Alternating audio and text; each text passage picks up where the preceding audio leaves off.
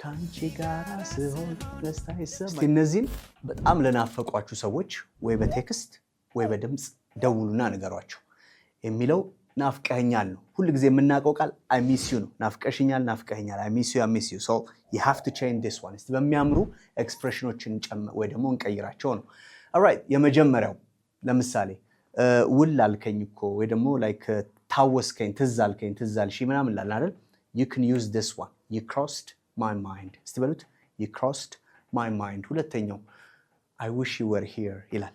ኦኬ አጠገቤ ብትሆኚ ደስታዬ ነበር ነው አይደለ? ምኞቴ ነበር። I wish you were here ተጠቀማት። አሁኑኑ ቴክስት እያደረጋችሁ። ሌላው I miss your smile. Okay?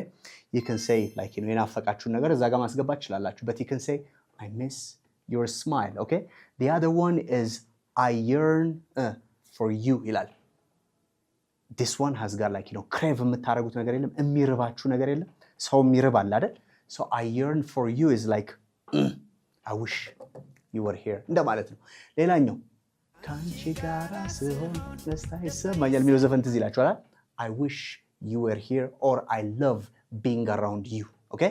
I love being around you or I wish you were here የሚለውን መጠቀም ትችላላችሁ። የመጨረሻው I feel sad when you're not here or I feel sad without you ያላችሁ መግለጽ ይቻላል። I feel sad without you or I feel sad when you're not here.